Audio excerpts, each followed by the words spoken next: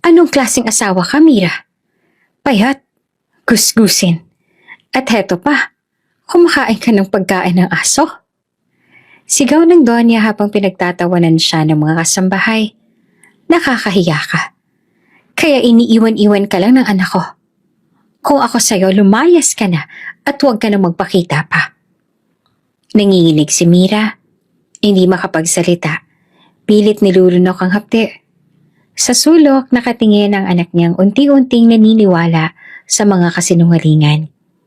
Ngunit sa kalagitnaan ng kahihiyan, biglang bumukas ang pinto ng mansyon. Tumigil ang lahat. Naniniga si Mira nang makita kung sino ang pumasok. Ang bilyonaryong asawa niyang si Adrian. Kakarating lang mula abroad.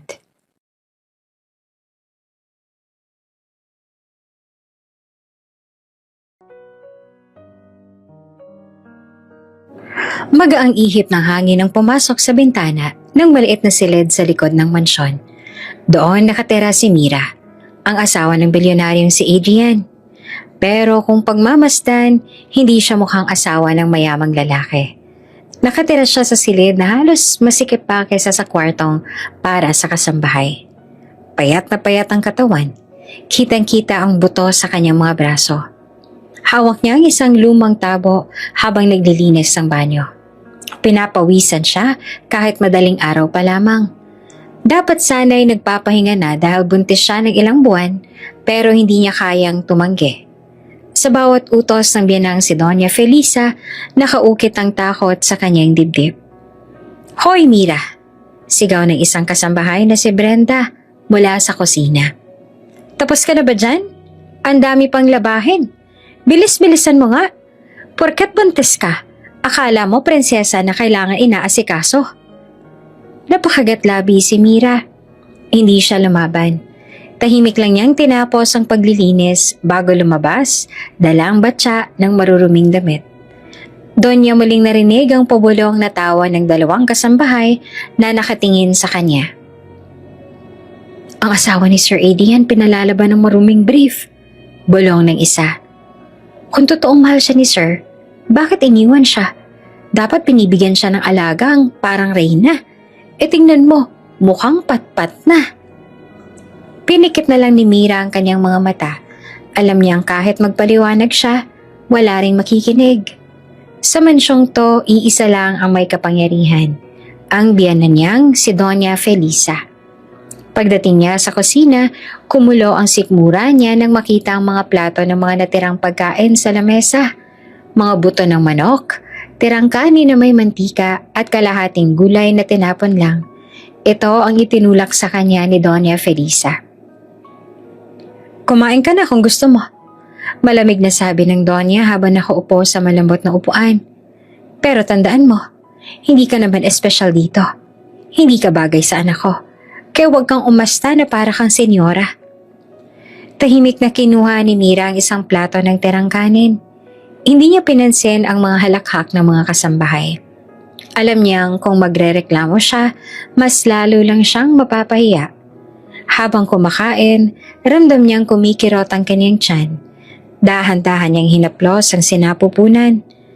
"Anak, tiis lang ha. Para sa'yo lahat to." Bulong niya sa sarili. Ilang oras pa, pinag-igib siya ng tubig ng Donya. 4 na baldeng malalaki. Halos mabuwal na siya sa bigat, pero hindi siya pwedeng tumanggi. "Kung hindi mo kaya, umalis ka na lang dito. Hindi ka mahal ng anak ko. Iniwan ka niya kasi wala kang silbi." Malutong na sabi ni Doña Felisa. Parang tinusok ang puso ni Mira. Totoo bang wala siyang halaga?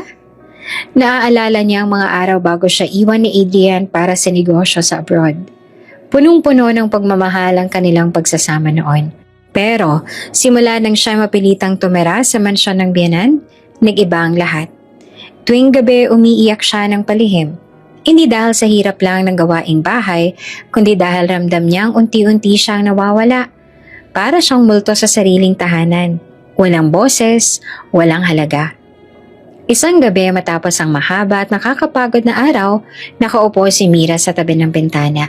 Pinagmamasdan niya ang buwan. Mahina siyang nagdasal. "Diyos ko, bigyan mo ako ng lakas para sa anak ko, para sa asawa kong si Adrian. Sana bumalik na siya. Sana makita niya kung gaano ako nagsisikap.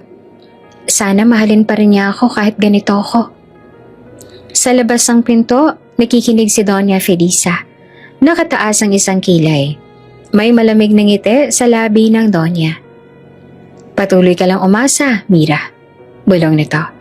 Pero sa huli, ipapakita ko kay Adrian na wala kang kwenta. At kapag dumating ang oras na yon, ikaw na mismo ang kusang lalayas. At doon nagsimula ang mas matindi pang kalbaryo ni Mira simula nang siya ay manganak. Araw-araw trabaho, araw-araw paninira, at araw-araw tahimik niyang pinapasan ang lahat para lang manatili bilang asawa ng lalaking mahal na mahal niya. Maaga pa lang gising na si Mira para ihanda ang almusal ng anak niya, si Adrian Jr., habang nilalagyan niya ng mantikilyang tinapay at piniprito ang itlog. Nakangiti siya kahit pagod na pagod. Gusto niyang ipadama sa anak na mahal niya ito.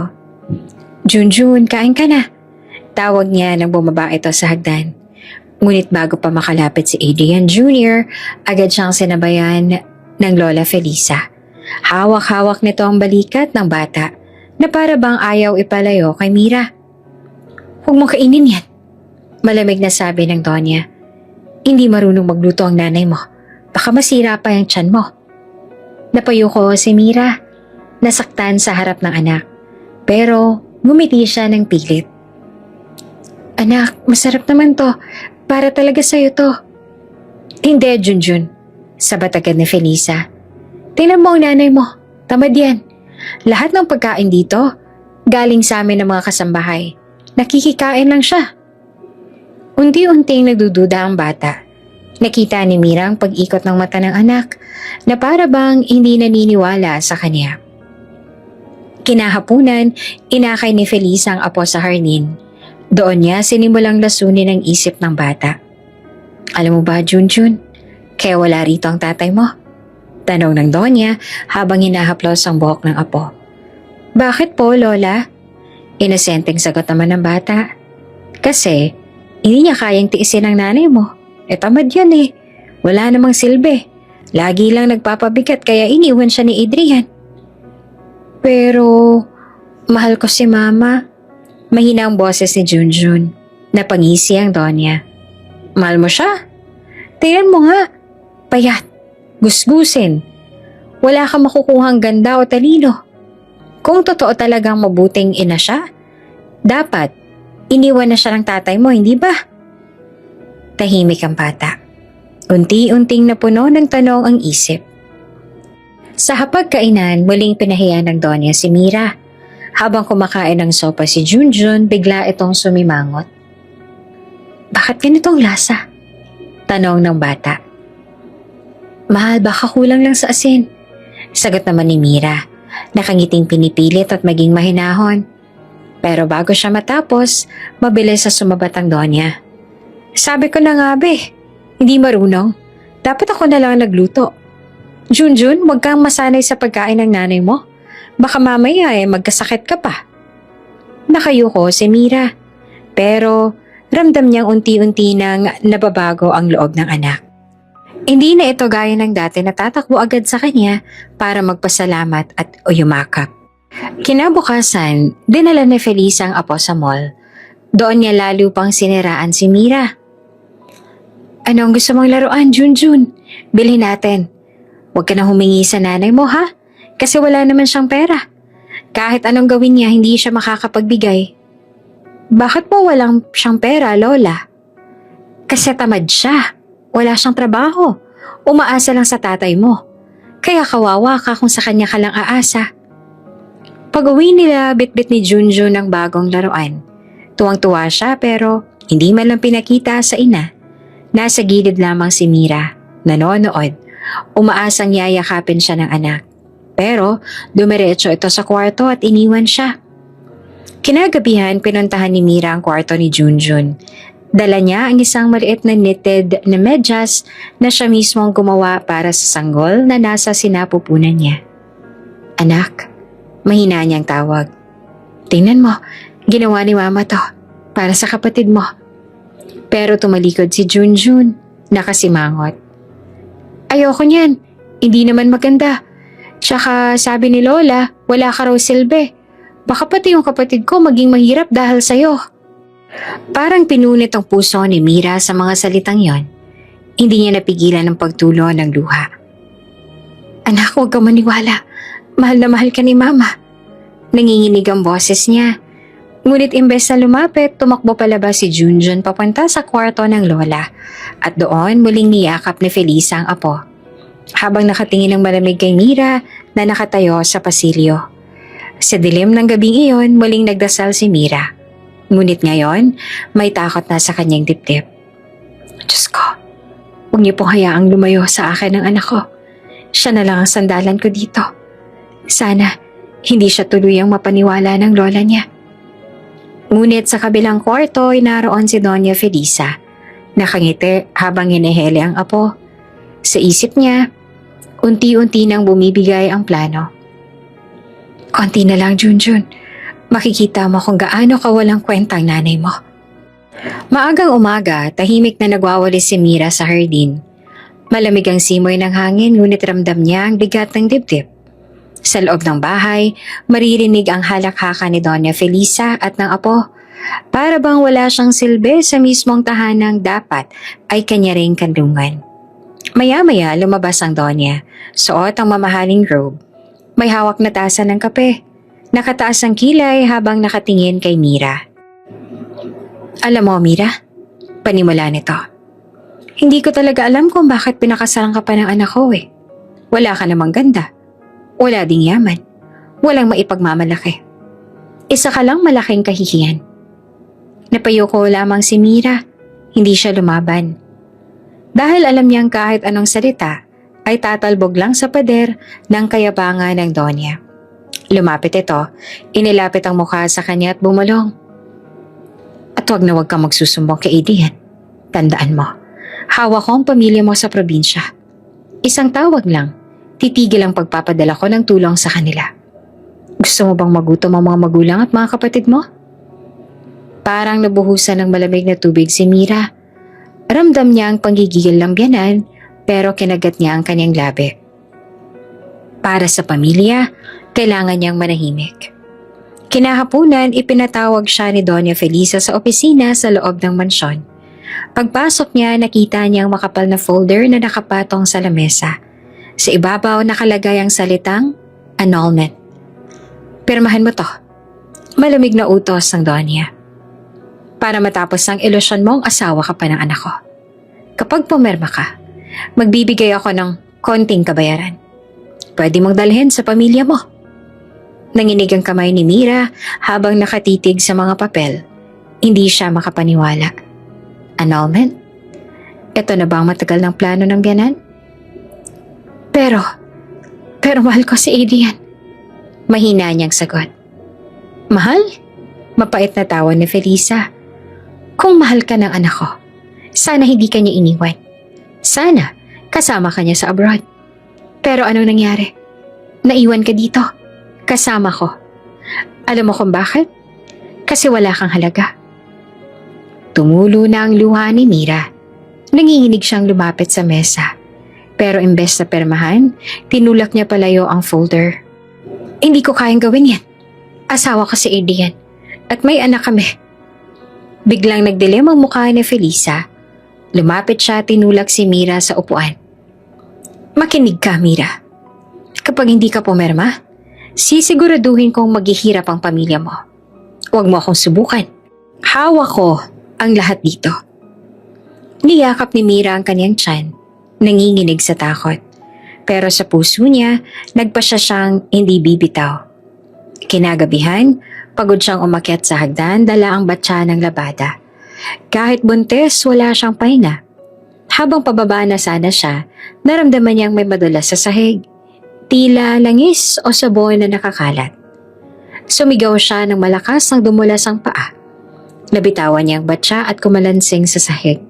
Bumagsak siya, gumulong pababa ng ilang baitang. Sa dulo ng hagdan, naramdaman niyang sumakit ang tiyan. Napahawak siya roon. Nanginginig at halos mawala ng malay. Sa taas ng hagdan nakatayo si Doña Felisa. Malamig ang titig at may bahid ng ngiti sa labi. Kasalanan mo yan, Mira. Kung pumirma ka sana, hindi ka nagkaganyan. Bago tuluyang dumilim ang paningin ni Mira, tanging ang tibok ng puso ng kanyang dinadala ang kanyang pinagdasal. Anak, huwag kang bibitaw. At doon natapos ang gabing iyon, isang bangungot na sinimula ng sariling biyanan.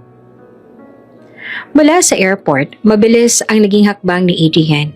Halos 6 na buwan din siyang nawala para asikasuhin ang negosyo sa ibang bansa. Sa puso niya, sabik na sabik siyang makita ang asawa. Sa mga gabing mag-isa siya sa hotel, si Mira ang laman ng kanyang isip. Ang ngiti nito, ang mga lambing, at ang simpleng buhay na kanilang pinagsaluhan bago siya umalis. Finally, uuwi na ako. Bulong niya sa sarili habang nakasakay sa itim na kotse, papunta sa mansyon. Pagdating sa gate, silalubong siya ng mga kasambahay na agad nagkandara pa sa pagbati. Welcome home, Sir Adrian! Sigaw ng ilan. Nakangiti siya, pero ang mata niya ay agad na hinanap si Mira. Pagbukas ang pinto ng mansyon, biglang tumigil ang lahat ng tawanan at ingay. Sa gitna ng sala, naroon si Mira.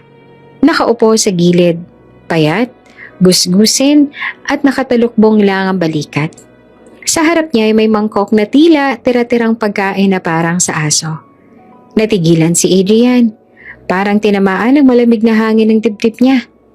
Hindi ito ang imaheng iniisip niya sa pag-uwi. Ang asawa niyang dati maaliwalas ang mukha, ngayon halos hindi na makilala. Mira? Mahina niyang tawag pero may halong pagkabigla. Napatingin si Mira, nangingilid ang luha. Gusto niyang tumakbo at yakapin ng asawa pero natigilan siya. Ang mga mata ni Adrian ay malamig, hindi tulad ng dati. Sa gilid, mabilis na lumapit si Doña Felisa. Anak! Malakas na bati nito. Niyakap si Adrian. Welcome home! Tingnan mo, kahit wala ka, maayos ang lahat dito. Ako nag-asikaso ng pamilya mo. Lola, walong ni Adrian Jr. na nasa tabi rin ng Donya. Tumingin siya kay Adrian, pero hindi malang lumapit kay Mira. Junjun! Tuwang sigaw naman ni Adrian, niyakap ang anak. Ngunit napansin niyang malamig ang mga mata nito nang sumulyap sa sariling ina. Papa, huwag mong lapitan si Mama. Tamad siya. Inosenteng sambit ng bata. Bagay na lalong nagpagulo sa isip ni Adrian. Si Mira halos hindi naman makatingin. Gusto niyang magpaliwanag. Gusto niyang isigaw ang lahat ng hirap na pinagdaanan niya. Pero naroon si Doña Felisa. Nakatayo, nakangiti ng mapait. At halatang siya ang may control sa lahat ng nangyayari. Adrian, panimala ng Donya. Pasensya ka na kung ganyan ang asawa mo. Wala na talagang inasikaso dito kundi ang sarili niya. Kaya tingnan mo, payat, walang gana. At pati apo ko, halos pinabayaan na rin. Lalong lumalig ang pakiramdam ni Adrian. Hindi niya alam kung ano ang paniniwalaan. Mira, lumapit siya. Anong nangyari sa'yo? Hindi makasagot si Mira. Sa halip, tumulo lamang ang luha niya. Nahulog ang kutsara ang hawak niya at ang tunog nito ay nag-echo sa buong sala. Singit agad ang Donya, ni hindi makapagpaliwanag. Anak, mabuti na lang nandito ako para alagaan ang lahat habang nasa abroad ka. Kung si Mira lang, nako, baka nagkagulo na rito. Tumango naman si Adrian Jr. Parang sang-ayon din sa lahat ng sinabi ng lola. Papa, si Mama hindi marunong. Lagi na lang siyang umiiyak. Halos madurog ang puso ni Mira. Dati, ang anak niya ang pinakamalapit sa kanya. Ngayon, siya mismo ang lumalayo. Pag-akyat ni Adrian sa kanyang silid, sumunod naman si Mira. Gusto niyang magpaliwanag kahit kaunti. Adrian, mahina niyang tawag. Hindi totoo ang lahat ng sinasabi nila. Nagsusumikap ako rito. Mahal na mahal kita. Mahal ko rin ang anak natin. Hindi ko alam kung bakit nagkakaganito. Pero pinutol siya ng malamig na boses ng asawa. Mira, bakit ganyan ka na? Bakit ka pumayag na maging ganito? At bakit parang may mga bagay kang hindi sinasabi sa akin? Napayo ko si Mira, nanginginig. Hindi niya masabi ang buong katotohanan dahil hawak ng biyanan ng pamilya niya sa probinsya. Alam niya ang anumang paglabas ng lihim ay maaaring ikapahamak ng lahat. Sa labas ng silid nakikinig si Doña Felisa. Nakangisi. Alam niyang nagsimula na ang pagdududa ni Adrian. Unti-unti na, bulong niya sa sarili. Mismo ang anak ko, lalamig na rin ang tingin sa asawa niya. Sa gabing iyon, nakahiga na sina Mira at Adrian, ngunit tila may pader na nakapagitan. Nakatalikod si Adrian, tahimik, naguguluhan. Samantalang si Mira nakatalukbong ang kumot, tahimik na umiiyak. Diyos ko, bulong niya. Paano ko ipapakita kay Adrian na nagsasabi ako ng totoo? Kung mismong anak namin, naniniwala na sa kasinungalingan ng lola niya. At doon nagsimula ang malamig na simula ng pagbabalik ni Adrian. Isang pag-uwi na hindi nagdala ng saya, kundi ng mas malaking tanong. Tahimik ang gabi sa mansyon, pero sa loob ng silid nila Adrian at Mira, mabigat ang hangin. Nakaupo si Adrian sa gilid ng kama, hawak ang cellphone. Tila nagbabasa ng mga email para lang may ibang mapagtuunan ng pansin. Si Mira naman, nakaupo sa dulo, nakatungo. Pilit pinipigilan ng pag-iyak. Adrian, mahinang tawag niya. Pwede ba tayong mag-usap? Ibababa sana ni Adrian ang telepono, pero halatang mabigat ang loob niya. Dahan-dahan siyang tumingin kay Mira. Sige, magsalita ka. Huminga ng malalim si Mira. Hindi totoo ang mga nakikita mo. Hindi totoo na pinapabayaan ko ang anak natin. Araw-araw kong iniintindi si Junjun. Ginagawa ko lahat para sa kanya. Napakunot ang noo ni Adrian. Kung ganon, bakit ganyan ang anak natin? Bakit parang lumalayo siya sa'yo? Kanina lang sinabi niyang tamad ka raw at wala kang ginagawa. Nanikip ang dibdib ni Mira. Adrian, bata si Junjun. Madali siyang muimpluwensyahan. Ang lola niya, huwag mong idamay si mama.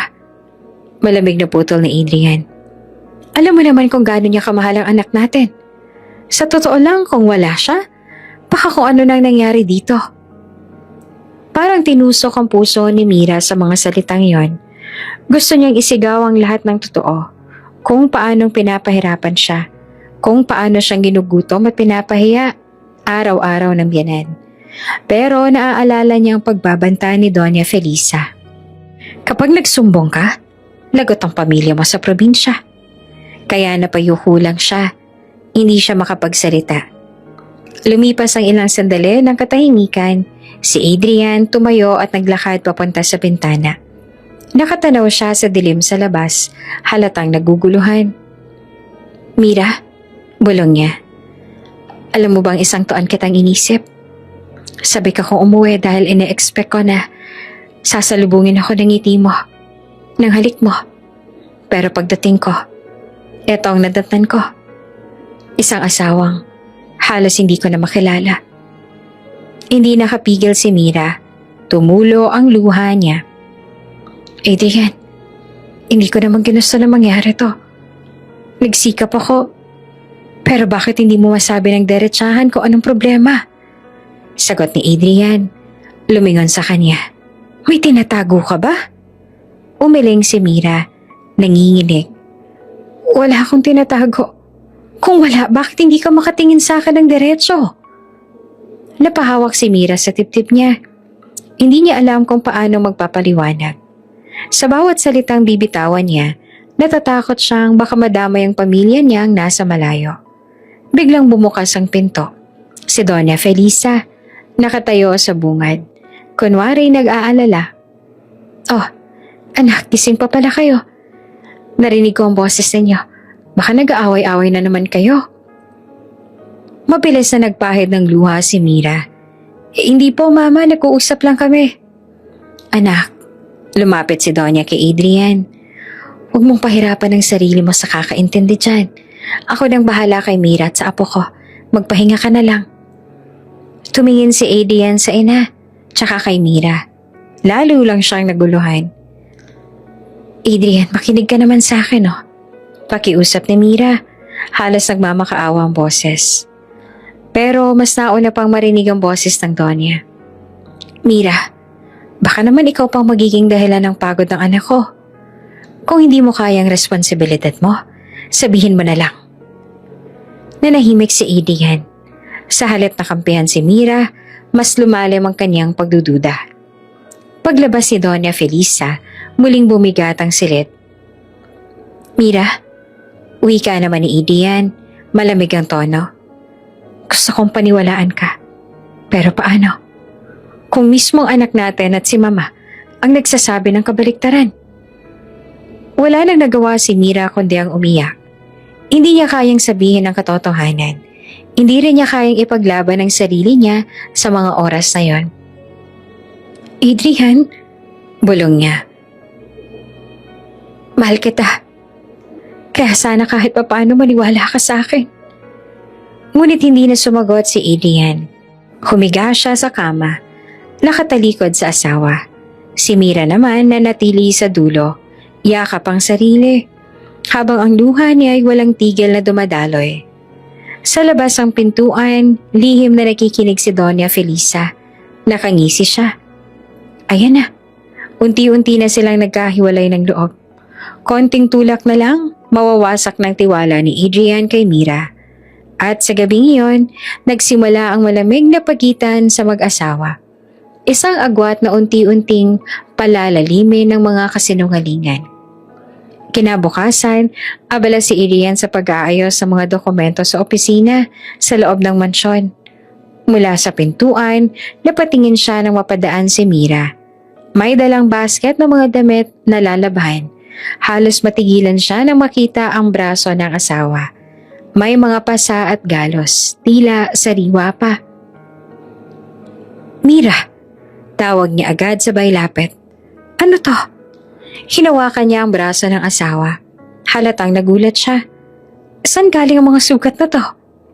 Napakagat ng labi si Mira. Pilit pinaghahandaan ang isasagot. Nadulas lang ako kahapon. Nahulog sa kusina. Hindi kumbinsido si Adrian. Nahulog? Ganito karami? Dinampian niya ng tingin pati ang binte ni Mira.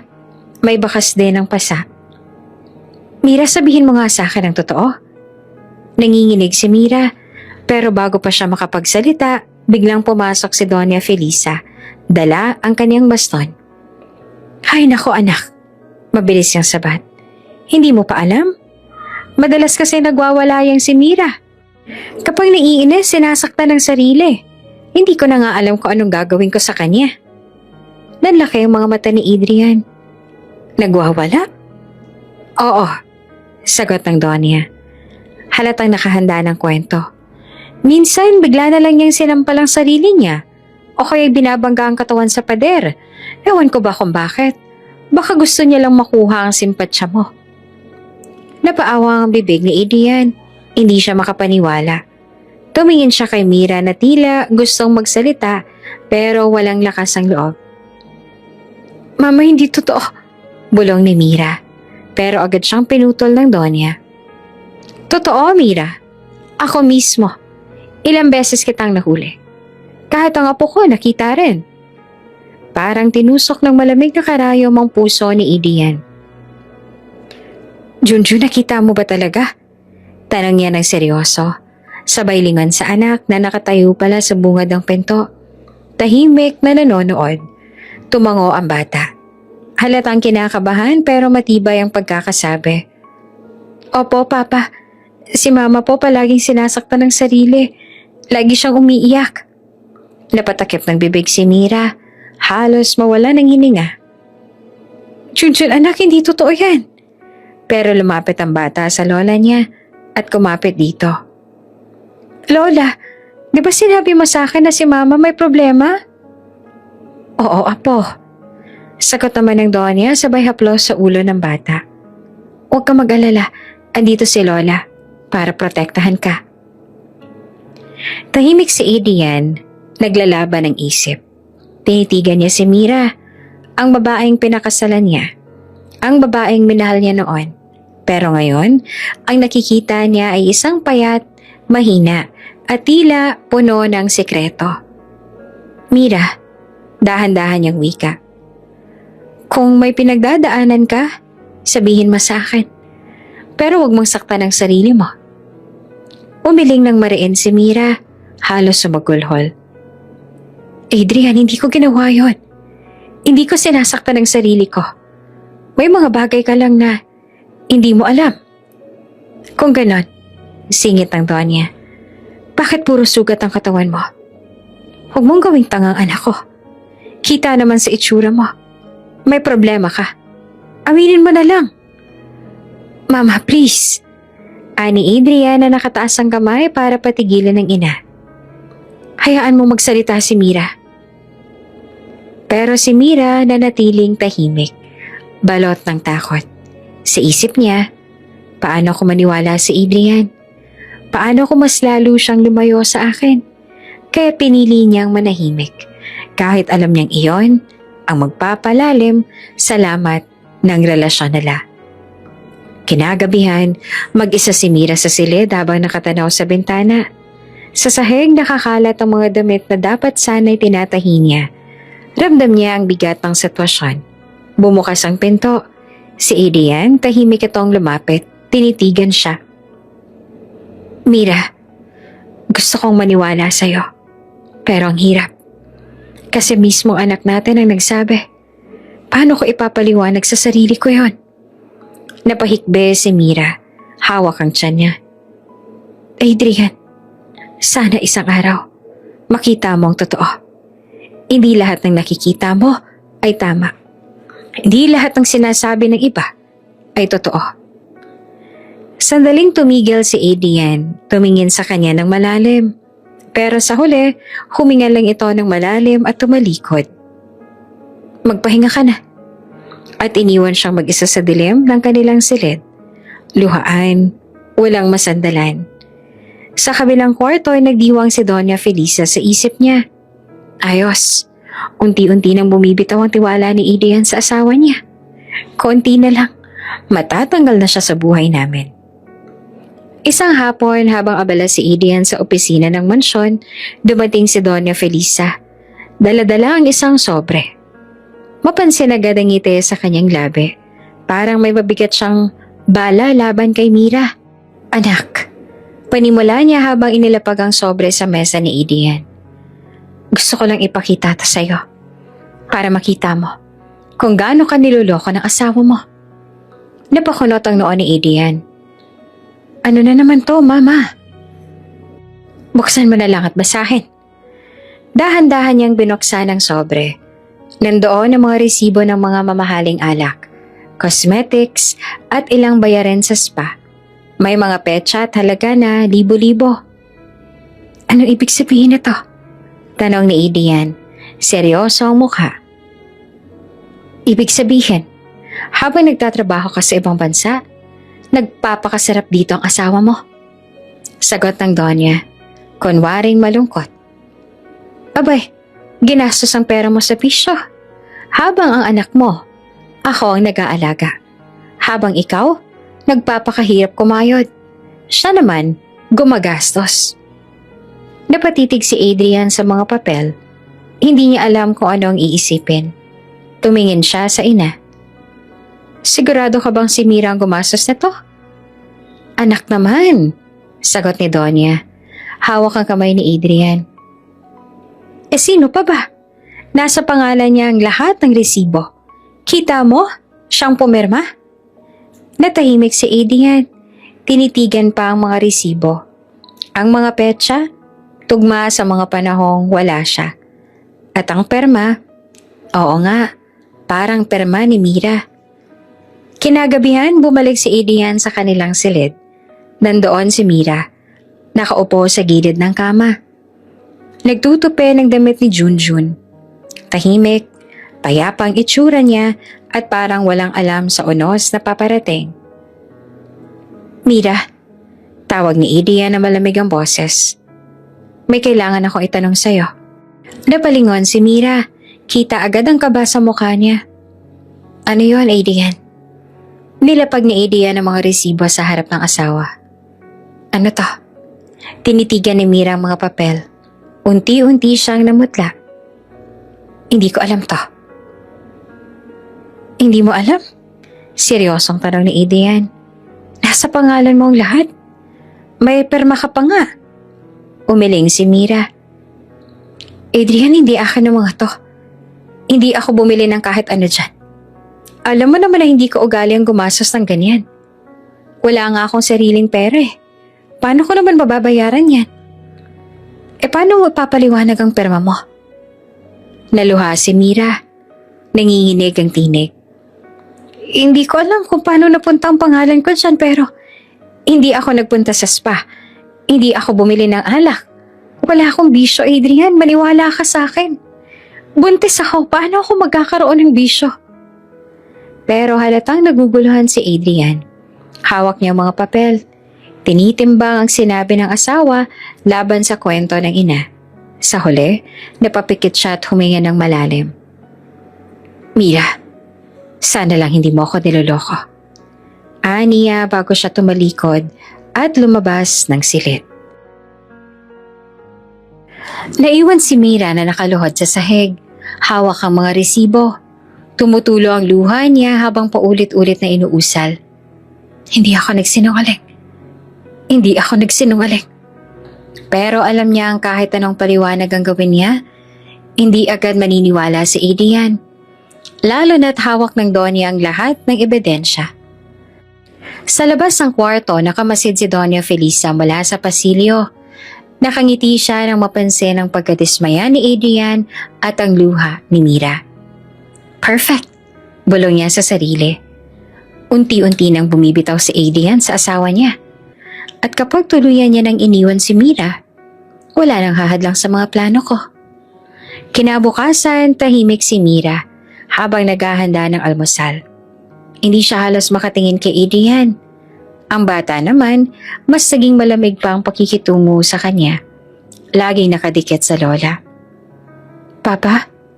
Ani Junjun habang kumakain. Sabi ni Lola, si Mama daw palagi nagwawala at gumagastos ng pera mo. Napatigil si Mira. Nanginginig ang mga kamay. Gusto niyang ipaliwanag sa anak pero natatakot siya na mas lalong lumayo ito kapag pilit niyang itinama. Ngunit si Adrian tumingin lang sa kanya ng malamig. Tama na Junjun, kumain ka na lang. Hindi na nakapagsalita si Mira. Nakatungo na lamang siya, pinipigilan ng luha. Sa loob-loob niya, gusto niya nang isigaw ang katotohanan. Pero alam niya kapag ginawa niya iyon, baka mas mapahamak ang pamilya niya sa probinsya. Kaya, pinili niya ang manahimik. Kahit siya na mismo ang unti-unting nasisira. Maagang nagising si Mira kinabukasan. Hindi siya halos nakatulog sa gabi dahil sa bigat ng iniisip. Habang tahimik na nagluluto ng agahan para sa anak at kay Adrian, pinapakinggan niya ang tunog ng orasan. Kailangan niyang mamalengke matapos mag-almusal. Iyan lang ang pagkakataon niyang lumabas ng mansyon. Siguraduhin mong tamang bibilhin mo, Mira. Bilin agad ni Doña Felisa, sabay abot ng kakaunting pera. Huwag kang gagastos ng sobra. Alam mo na, baka sabihin mo na naman, wala kang pera. Ikaw nga tong magastos. Tumango lamang si Mira tahimik na isinilid sa bulsa ang perang iniabot ng Donya. Sanay na siya sa mga patutsada, pero ramdam niya pa rin ang hapde sa bawat salita. Sa palengke, masigla ang paligid. May mga nagtitinda ng isda, gulay at prutas. Sumalubong sa kanya ang amoy ng bagong huling tilapia at ingay ng mga tendera na nag-aalok. Matagal na rin mula na makalabas siya kaya para bang sariwang hangin ang bawat hakbang. Habang pumipili siya ng gulay, may biglang tumawag sa kanya. Mira, ikaw ba yan? Napatigil siya at napalingon. Isang babaeng nakatayo, ilang hakbang ang layo. Nakasuot ng simpleng blouse at may dalang bayong. Nanlaki ang mga mata niya. Lia? Halos pabulong na sabi ni Mira.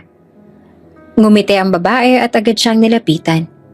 Diyos ko, matagal na tayo hindi nagkita. Pero ano nangyari sa'yo? Hindi naman makasagot si Mira. Kita sa mukha ni Lia ang pagkagulat. Payat na siya. Halatang pagod at parang walang ganang mabuhay. Ay, wala to. Iwas ni Mira habang mabilis na nagbabayad ng gulay. Medyo maraming iniisip lang. Pero hindi naman naniwala si Lia. Hinawakan nito ang braso niya at patigil. Mira, dati kang masigla. Laging nakangiti. Ngayon parang ibang tao ka. Sabihin mo nga sa akin, may problema ba sa inyo ni Adrian? Natigilan si Mira. Gusto niyang magsalita, pero natatakot siya. Baka makarating sa Donya. Baka mas lalo siyang mapahamak. Kaya ngumiti lang siya ng pilit. Ayos lang ako, Lia. Huwag ka na mag-alala. Ngunit napansin ni Lia ang mga bakas ng sugat sa brasa niya. Hindi ito nakaligtas sa kanyang mga mata. Mira, sino may gawa nito? Mahina ang tanong niya. Mabilis na tinakpan ni Mira ang brasa niya. Wala, nadapa lang ako sa kusina. Palusot niya. Tumango si Lia pero alam niyang hindi totoo ang narinig. Sa halip na pilitin, binulungan niya si Mira. Kung kailangan mo ng kausap, andito lang ako. May maliit akong tindahan sa kanto. Kahit anong oras pwede kang pumunta. Hindi nakapagsalita si Mira. Naluhaan na lang siya at tumango. Habang naglalakad pa uwi, ramdam niya ang kakaibang gaan sa dibdib. Matagal na mula nang may taong nakinig at nagpakita ng malasakit sa kanya. Pero kasabay nito, ramdam din niya ang kaba. Dahil baka malaman ng Donya na may kausap siyang iba. Pagdating sa mansyon, sinalubong agad siya ng malamig na tingin ng Donya. Bakit ang tagal mo? Singhal nito. Ano, nakikipagchismisan ka na naman sa palengke? Umiling si Mira. Nanginginig ang tinig. Hindi po. Inayos ko lang pong bibilhin. Kinuha ni Donya ang supot at sinilip ang mga gulay. Mabuti na lang at tama ang binili mo. Pero tandaan mo, Mira, huwag kang gagawa ng kalokohan. Hindi ako bulag. Kinagabihan nakaupo si Mira sa gilid ng kama. Iniisip ang pagkikita nila ni Lia. Habang hawak ang basahang pinagtatagpi ng damit ng anak na pahinto siya. Kung si Lia lang may alam sa tunay kong kalagayan, baka siyang maging daan para may makaalam ng totoo. Ngunit agad ding sumagi sa isip niya ang takot. Paano ko malaman ng Donya? Paano ko mas lalo akong saktan? Napapikit siya at pinipigilan ng pagluha. Sa isip niya, nananalangin siya na sana isang araw makalaya rin siya sa impyernong kinapapalooban niya. Samantala, sa kabilang bahagi ng bayan, iniisip din ni Lia si Mira. Hindi siya mapakali. Kilala niya ang kaibigan mula pa noong kolehiyo. Hindi ito sinungaling at hindi marunong magpanggap. May tinatago si Mira. Bulong niya sa sarili. At sisiguraduhin kong matutulungan ko siya kahit anong mangyari. At doon nagsimula ang lihim na plano ni Lia. Ang tahimik pero matatag na pagtulong sa kaibigan na unti-unting nasasakal sa kamay ng Donya. Maagang umaga, abala si Mira sa kusina. Hawak-hawak niya ang tiyan habang nagbabalat ng patatas. Ramdam niya ang bigat at paninikip ng bewang. Pero tiniis niya. Ayaw niyang maramdaman ni Donya Felisa na nahihirapan siya. Biglang bumaba ang Donya. Nakataas ang kilay. Ano? Tapos na ba ang almusal? Bilisan mo, Mira. Hindi pwedeng gutumin ang anak ko. Malapit na po, Donya. Mahina niyang sagot. Lumapit si Donya Felisa at kumuha ng baso ng gatas. Tahimik itong nagtimpla. Habang abala naman si Mira sa pagluluto, lihim na may inihulog ang Donya sa baso. Maliit na kapsula na agad natunaw. Ngumisi siya. Ito na ang wakas ng pagiging pabigat mo, Mira. Pag-upo nila sa hapag, inilapit ni Donya Felisa ang baso kay Mira. Oh, uminom ka muna ng gatas. Mukha kang lantang gulay. Nagdalawang isip si Mira, pero ayaw niyang pagtawanan na naman. Kinuha niya ang baso at dahan-dahang ininom. Ilang minuto lang ang lumipas, bigla siyang nakaramdam ng pagkahilo. Umikot ang paligid at tila nawalan siya ng lakas. Ano to? Bulong niya habang hinahawakan ng tiyan. Mama? Gulat na tanong ni Adrian Jr. pero agad siyang sinaway ng Donya. Hayaan mo yan, arte-arte lang yan ng nanay mo. Hindi na nakatayo si Mira. Bumagsak siya sa sahig. Nanginginig at pawis na pawis. Papa? Sigaw ng anak. Tumatakbo papunta sa ama. Sa oras na yon, bumaba si Adrian mula sa hagdan. Kararating lang mula sa tawag sa opisina. Nagulat siya sa eksena. Mira! Mabilis siyang nilapitan ng asawa. Nang makita niyang nanginginig ito habang hawak ang tiyan, agad niya itong binuhat. Paganda kayo ng sasakyan. Dali natin siya sa ospital. Utos niya. Nataranta ang mga kasambahay. Mabilis sa sumunod. Si Doña Felisa, nagkukunwaring nag-aalala, hawak ang dibdib. Diyos ko, ano nangyayari sa kanya? Pero sa loob-loob niya, ngumiti siya ng lihim. Buti na lang at umubra. Sa ospital, mabilis na dinala si Mira sa emergency room. Hindi mapakali si Adrian. Paikot-ikot sa hallway. Hawak niya ang noo at ramdamang kaba. Dok, kamusta ang asawa ko? Halos pakiusap na tanong niya nang lumabas ang nurse. Ginagawa na po namin ang lahat. Mangyaring maghintay muna kayo. Lumapit si Adrian Jr. sa kanya. Papa, si Mama ba mamamatay ba? Nalaglag ang puso ni Adrian. Yumuko siya sa anak at marahang hinawakan ng balikat nito. Hindi anak, lalaban ang mama mo. Lalaban siya para sa atin. Makalipas ang ilang oras, lumabas ang doktor. May seryosong tingin nito kay Adrian. Mr. Vergara, muntik nang mawala ang bata at ang asawa ninyo. Pero may nangyaring hindi inaasahan. Napalunok si Adrian. Anong ibig niyang sabihin, Dok? Ngumiti ang doktor, kahit bakas ang pagod. Milagro! Ligtas ang sanggol sa sinapupunan ni Mrs. Vergara. Kailangan lang niyang magpahinga ng husto. Pero stable na sila, pareho. Nanlaki ang mga mata ni Adrian. Sanggol? Parang binuhusan siya ng malamig na tubig. Hindi niya alam kung matutuwa ba o magagalit. Buntis pala si Mira. Pero bakit hindi niya sinabi? Sa loob ng silid, nakita niya si Mira na nakahiga. Maputla, pero gising na. Marahan niyang nilapitan ito. Mira, buntis ka? Nagkatinginan sila. Halos hindi makapagsalita si Mira. Nangingilid ang luha. Adrian, patawarin mo ako. Bulong niya. Pero agad na pumasok si Doña Felisa. Baka hindi naman sa'yo ang bata, anak. Malamig na sabi ng Doña, sabay kintat kay Adrian Jr. Natigilan naman si Adrian. Napatitig siya kay Mira. Halong gulat at duda ang nasa mga mata niya. Habang nakahiga si Mira, mahigpit niyang hinawakan ang tiyan niya.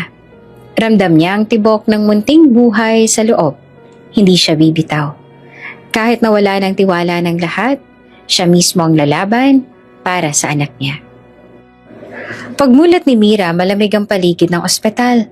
Puting kisame, amoy ng gamot at mahina ang tunog ng makina sa gilid niya. Dahan-dahan niyang iniangat ang kamay at hinawakan ng tiyan. Doon niya naramdaman ang banayad na paggalaw ng nasa loob. Salamat. Buhay ka pa. Mahina niyang bulong. May luha sa sulok ng mata. Pumasok ang doktor. Seryoso ang mukha. Mrs. Vergara, buti na lang at nakarating kayo agad dito. Kung hindi, baka nawala ng bata. Pero ngayon, stable na kayo at ang dinadala ninyo. Natigilan si Adrian na nakaupo sa gilid ng kama. Para siyang binuhusan ng malamig na tubig. Bata? Mabilis siyang tanong. Tumango ang doktor. Oo, 5 buwan na siyang buntis. Pero kailangan ng masusing pag-aalaga. Mahina ang katawan ng pasyente. Mapapansin niyo maliit ang tiyan niya para sa 5 buwan dahil siguro sa payat at kulang sa nutrisyon. Parang tumigil ang oras ni Adrian. 5 buwan? 6 na buwan siyang wala. Ibig sabihin, halos kasabay ng pag-alis niya na buo ang batang ito. Posible. Pero bakit hindi sinabi ni Mira? 5 buwan. Mahina niyang sambit na nakatingin kay Mira. Napapikit si Mira. Halatang nahihirapan. Hindi niya magawang sagutin agad ang mga matang puno ng tanong ng asawa. Kung gano'n, Adrian, singit ng doktor, kailangan ng masustansyang pagkain at tamang pahinga ni Mrs. Vergara. Sa lagay niya ngayon, delikado kung babalik siya sa sobrang trabaho. Kung maaari, huwag niya siyang paalalahanin ng mga mabibigat na gawain.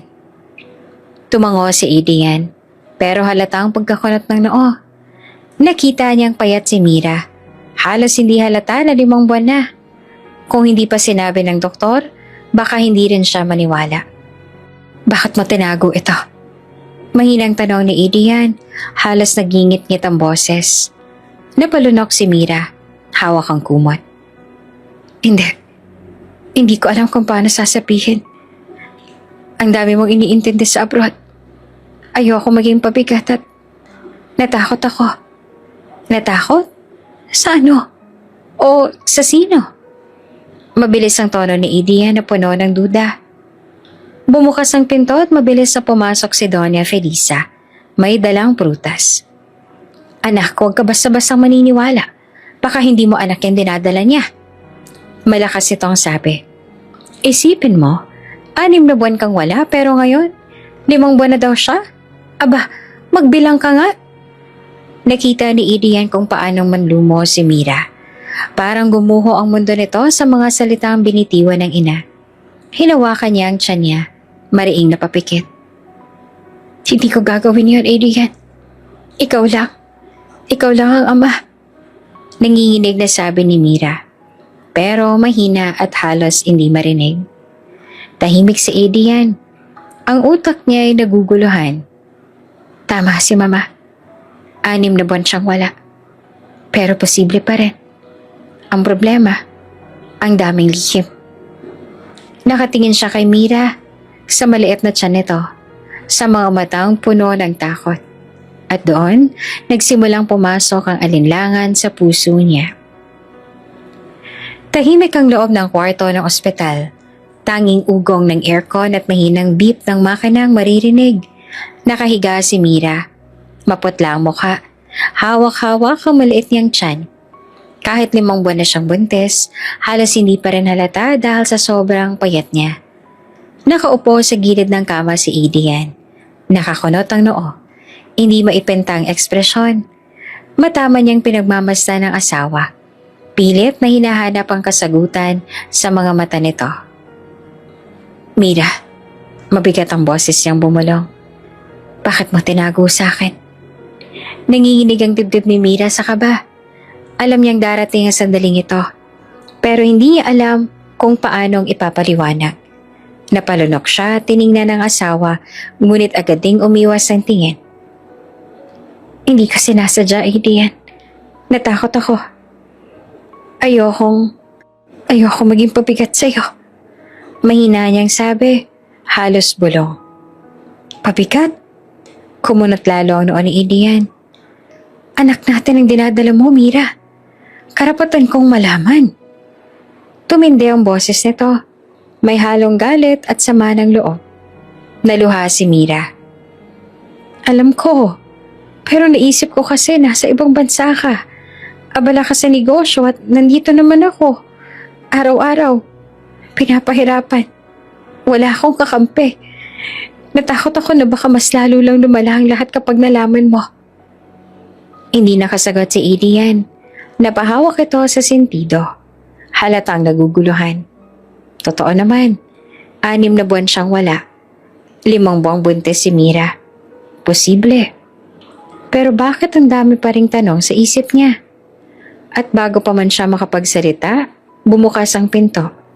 Pumasok si Doña Felisa. Dala ang prutas at may nakapaskil na malamig na ngiti. Oops! May break muna. Gusto mo bang ma-shoutout dito sa channel ni Ate Jane? Mag-comment lang ng lesson you learned from the latest story uploaded. Dahil pipili kami ng isang best comment of the day para i-shoutout sa susunod na upload. Kaya huwag kalimutang mag-iwan ng lesson you learned after you watch this video. Maraming salamat! Shoutout nga pala kina Gerardo Moreno from San Fernando, La Union, Rosemary Ermac from Hong Kong, at Remy Reyes. Sa ating mga taga-subaybay, paki-comment naman po sa baba kung taga saan kayo para alam ko kung hanggang saan umaabot ang mga kwento ni Ate Jane at para ma-shoutout ko kayo sa mga susunod pa nating mga kwento. Maraming salamat sa pakikinig.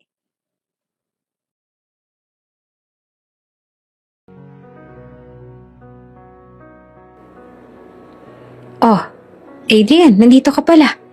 Niya sabay tingin kay Mira na parang walang halaga. Ano na? May paliwanag ba siya sa'yo? Ma, please. Pigil ni Adrian. Ngunit agad sumingit ang Donya. Anak, mag-isip ka. 6 na buwan kang wala. Tapos bigla kang babalikan ng asawa mong may 5 buwang dinadala? Hindi ba't ka hinahinala? Nanginginig ang kamay ni Mira. Hindi totoo yan. Ikaw lang, Adrian. Ikaw lang ang ama. Halos pasigaw niyang sabi. Pero mahina pa rin ang boses dahil sa pangihina. Kung totoo yan, bakit hindi mo sinabi agad? Mariing tanong ni Adrian. Tinitigan niya ang asawa. Pilit na binabasa ang ekspresyon.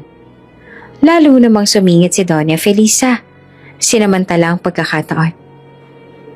Baka kasi may tinatago siya. Hindi ba't madalas siyang lumalabas noon? Hindi mo ba naaalala, Adrian? Lagi siyang nagtatagal sa palengke. Kung saan-saan nagpupunta. Aba, baka doon niya nakilala kung sino man ang ama ng batang yan. Hindi. Halos mapasigaw si Mira. Nangingilid ang luha. Hindi ako nagloko. Mahal na mahal kita, Adrian. Alam mong ikaw lang. Pero parang hindi na naririnig ni Adrian ang paliwanag niya. Lumulutang ang isip niya. Inuulit-ulit ang sinabi ng ina. 5 buwan, maliit ang tiyan. Hindi agad sinabi. Parang kumapit sa leeg niya ang bigat ng mga tanong.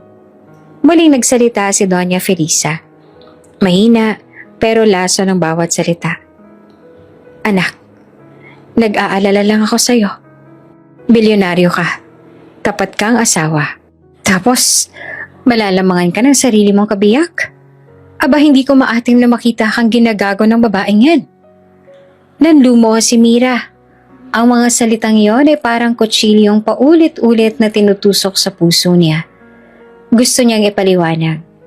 Gusto niyang ipakita na hindi siya nagsisinungaling. Pero sa bawat titig ni Adrian, dama niya ang malamig na pagdududa. Adrian, tinawag niya luhaan. Ikaw ang ama. Hindi ko kailanman magagawang saktan ka. Tahimik lamang si Adrian. Tumayo siya, humakbang palayo sa kama. Ilang segundo siyang nakatalikod. Parang nakikipaglaban sa sarili.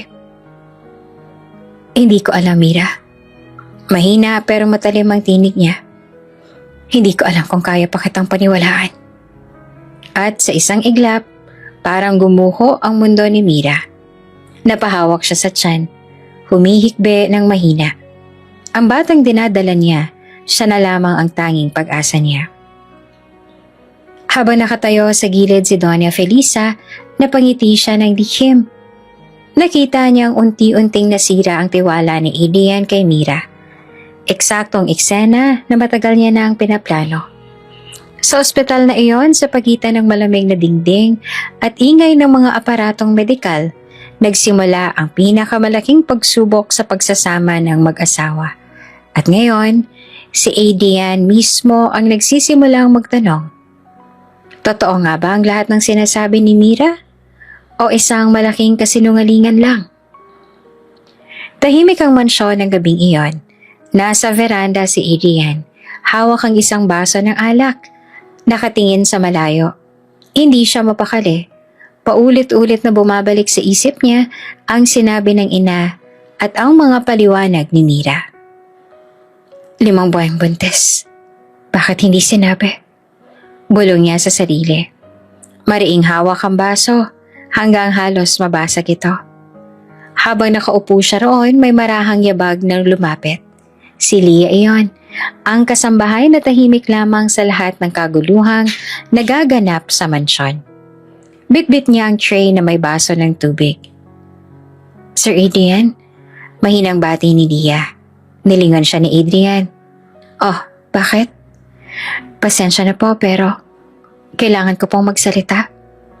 Halatang nanginginig ang kamay ni Leah, pero kita sa mga mata niya ang tapang. Umirap si Adrian at halatang ines. Ano na naman? Kung tungkol kay Mira, huwag ka nang makaalam. Hindi mo alam ang lahat. Huminga ng malalim si Leah. Sir, ako hong nakakaalam. Ako nakakita. Ako nakasaksi. Napakunot ang noo ni Adrian. Anong ibig mong sabihin? Lahat ng ginagawa ni Doña Felisa kay Ma'am Mira, simula nung umalis kayo. Araw-araw siyang pinapahirapan, pinapakain ng tira, pinapasa ng mabigat na trabaho kahit buntis siya. At kung minsan, pati para sana pagkain ng aso pinapakain sa kanya. Nanlaki ang mga mata ni Adrian. Ano? Tumulo ang luha ni Leah. Oo sir, hindi po sa nagsisinungaling si Ma'am Mira kung bakit payat siya, kung bakit maliit ang tiyan niya kahit 5 buwan na. Dahil halos hindi siya makakain ng maayos, lagi siyang pinapahiya sa harap ng anak ninyo. Tinuruan si Adrian Jr. na huwag siyang mahalin. Tumayo si Adrian. Naglakad palapit kay Leah. Matalim ang tingin. Huwag kang gumawa ng kwento. Hindi gagawin ni Mama ang mga sinasabi mo. Umiling si Leah. Pilit na pinapakalma ang boses. Sir, kung hindi niyo ako paniniwalaan, may ebidensya ako. Dahan-dahan niyang inilabas mula sa apron ng maliit na lumang cellphone. Kinuna ko ng video. Hindi ko na matiis na makita si Ma'am na pinapahirapan.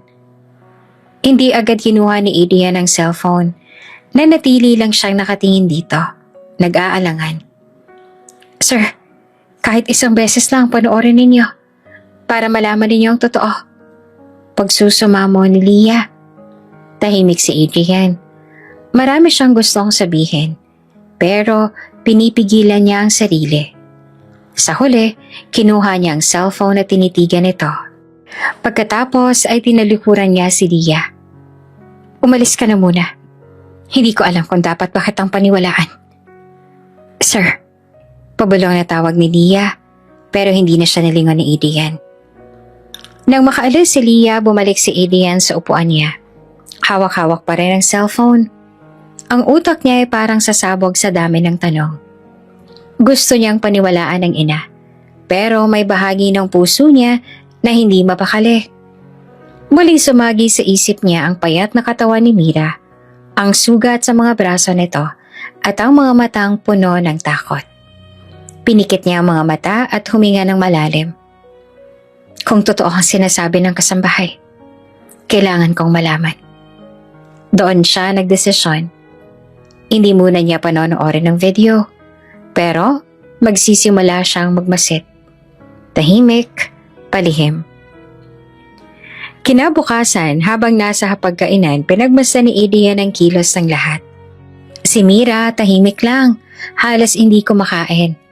Si Doña Felisa naman, abala sa kwento at paninira. Adrian, kita mo ba? Si Doña Felisa. Wala na talagang silbi ang babaeng yan. Pabigat lang. Ni hindi nga makasabay sa normal na pagkain. Napatingin si Adrian kay Mira na marahang hinihimas ang tiyan niya. Kita niya ang lungkot sa mukha nito pero wala itong imik. Sa gilid ng mesa napansin ni Adrian si Leah. Tahimik itong nakatayo. Pero may lihim na sulyap sa kanya. Parang nagsasabing, tingnan mo sir, ito ang sinasabi ko. At doon unti-unting nagising ang puso ni Adrian. Hindi pa siya lubos na naniniwala, pero alam niyang kailangan niyang tuklasin ang katotohanan. Tahimik ang buong mansyon ng gabing iyon. Akala ni Adrian mahimbing nang natutulog ang lahat, pero may kakaibang kutob siyang bumabagabag sa kanya. Ilang araw na rin siyang hindi mapakali mula na magsimulang magkwento si Leah tungkol sa mga nakikitang pang-aabuso ng kanyang ina kay Mira. Kaya nagpa siyang magpasid ng palihim. Dahan-dahan siyang bumaba sa hagdan. At doon niya napansin ang ilaw na nagmumula sa isang silid sa dulo ng pasilyo. Isang silid na matagal nang hindi nagagamit. Lumapit siya at marahang itinulak ang pinto. Wala kang kwentang babae. Dapat hindi ka na lang nagbuntis para matapos ang kahihiyan ko. Boses iyon ng isang babaeng pamilyar na pamilyar sa kanya. Nanlaki ang mga mata ni Adrian nang makita ang eksena. Si Doña Felisa, ang mismong ina niya. Hawak ang isang kahoy, itinutok sa tiyan ni Mira na nakayuko, nanginginig. Hawak-hawak ang kanyang buntis na sinapupunan. Mama! Malakas sa sigaw ni Adrian. Nagulat si Felisa. Agad niyang ibinaba ang kahoy. Adrian, anong ginagawa mo dito? Hindi ito ang iniisip mo. Pero huli na ang lahat. Nakita niya na. Narinig na niya. Halos mabingi si Adrian sa tibok ng puso niya. Nilapitan niya agad si Mira at inalalayan. Mira, ayos ka lang ba? Napaiyak si Mira, halos hindi makapagsalita. Adrian, sinasaktan niya ako. Pati ang anak natin. Sa mga salitang yon ay parang gumuho ang mundo ni Adrian. Lumingon siya sa ina. Galit na galit ang mga mata. Paano mo nagawa to, Mama? Nanginginig ang boses niya. Asawa ko siya. Siya ang ina ng magiging anak ko. At ikaw? Ikaw ang dapat unang pumuprotekta sa kanya, pero bakit? Tumayo si Doña Felisa. Pilit pinapanatili ang dignidad. Ginagawa ko lang to para sa'yo, Adrian. Para hindi ka mapahiya. Ang babaeng yan, wala siyang silbi. Mahina, mahirap, at hindi bagay sa isang katulad mo. Walang silbi? Halos pasigaw na sagot ni Adrian. Ngunit siya ang babaeng minahal ko. Siya ang babaeng handang magsakripisyo para sa lahat, kahit para sa'yo. Alam mo bang buntis siya ng 5 buwan at halos walang makain dahil sa'yo? Alam mo ba kung ilang beses na siyang muntik mamatay? Napailing si Felisa. Hindi makatingin. Pero imbes na umamin, lalo lang siyang nagmatigas. Kung hindi mo ako kayang intindihin, Adrian, baka nakalimutan mo ako nagpalaki sa'yo. Lahat ng meron ka, utang mo sa akin. Tumulo ang luha sa gilid ng mata ni Adrian. Pero hindi iyon luha ng awa. Luha iyon ng pagkadismaya at galit. Hindi ko makakalimutan ang mga ginawa mo para sa akin bilang ina. Mahinahon pero matalim niyang sabi. Pero hindi ko rin palalagpasin ang ginawa mong kasamaan kay Mira at sa anak namin. Ina nga kita. Pero hindi ibig sabihin na kaya mong sirain ang pamilya ko. Napaiyak si Mira habang nakayakap kay Adrian. Ramdam niya ang bawat salitang binitawan nito. At sa unang pagkakataon, dama niyang pinoprotektahan na siya ng asawa mula sa lahat kahit sa sariling ina nito. Mula ngayon, dagdag ni Adrian, hindi mo na siya masasaktan. Hindi mo na kami masasaktan. At ipapangako ko, lahat ng ginawa mo, mabubunyag. Natigilan si Doña Felisa. Sa unang pagkakataon, nakaramdam siya ng takot sa sariling anak. Sanay siyang siya ang may kontrol. Siya ang may kapangyarihan. Pero ngayon, ramdam niyang nawawala na ang lahat sa kanyang mga kamay. Adrian, anak, halos pabulong niyang sabi, huwag mo akong talikuran. Lahat ng ginawa ko, para sa'yo. Pero tumalikod si Adrian, yakap si Mira. Hindi ko nakilala ang mama na minahal ko. Ang nakikita ko ngayon ay isang taong walang ibang iniisip, kundi ang sarili niya. Hindi ako ang tinalikuran mo, Mama. Ikaw ang tinalikuran mo. Ang pagiging tao. Iniwan nila si Felisa sa loob ng silid Nag-iisa, hawak ang kahoy na kanina lang ay halos sumira ng isang buhay. Habang naglalakad sila palabas, mahigpit ang hawak ni Adrian kay Mira. Tapos na ang takot. Magsisimula na ang laban. At sa likod nila, nakatingin si Doña Felisa. Nanginginig at sa kanyang mga mata, nagbabadyang apoy ng paghihigante. Maliwanag ang buwan ng gabing iyon. Kakauwi lamang ni Adrian mula sa pakikipagkita sa abogado. Ngunit bago pa man siya makapasok sa mansyon ay napansin niyang may kahina-hinalang eksena sa may gilid ng hardin, malapit sa garahe. Tahimik siyang lumapit. Pinigilan ng sariling gumawa ng ingay. At doon niya nakita ang kanyang ina na si Doña Felisa, nakasuot ng magagarang bestida, kaharap ang isang opisyal na mukhang kinakabahan. Hindi ka mawawalan. Ipapangako ko yan. Narinig ni Adrian na sabi ng ina. Kailangan ko lang na mawala sa mga record ang lahat ng ebidensyang nag-uugnay sa akin. Narito ang bayad para sa iyong katahimikan. Ibinuka ni Doña Felisa ang kanyang bag at inilabas ang makapal na sobre. Halos hindi naman makatingin ang opisyal, pero kita ang pag-aalinlangan. Kung tatanggapin mo ito, may kapalit na kasiguraduhan. Dagdag pa ni Felisa, madiin ang bawat salita. Napatigil si Adrian, tila gumuho ang natitirang paggalang niya sa ina. Hindi niya na nakayanan at lumabas siya mula sa dilim. Mama! Nagulat naman si Doña Felisa, halos malaglag ang hawak niyang sobre. Adrian? Nanlamig ang opisyal at agad na umalis. Nagmamadaling sumakay sa kotse at lumayo. Naiwan si Doña Felisa. Hindi makatingin kay Adrian. Lahat ng ito, totoo pala. Malamig na sabi ni Adrian. Hindi lang basta chismis o haka-haka. Ikaw mismo gumagawa ng paraan para takpan ang lahat ng kasalanan mo. Pilit nang umiti si Felisa kahit nanginginig ang labi. Adrian anak, hindi mo naiintindihan. Ginawa ko lang ang lahat para sa pamilya. Para maprotektahan ang pangalan natin. Proteksyon? Sigaw ni Adrian. O para lang protektahan ang sarili mong ambisyon? Hindi na nakapagsalita si Doña Felisa. Nanatili siya nakatayo habang mariing nakatingin si Adrian, puno ng galit at pagkadismaya. Ngayon alam ko na kung bakit takot na takot si Mira. Dagdag pa ni Adrian. Alam ko na ang lahat. Mula sa pagkukulong mo sa kanya, hanggang sa pagpapahirap sa kanya habang buntis siya. Wala ka na maitatago, ma. Sa mga salitang iyon napayo ko si Felisa. Halos mapaupo siya sa damuhan. Nawala ng lakas. Hindi ba ako pwedeng iwan, Adrian? Ako lang may alam kung paano patakbuhin ang lahat ng ito.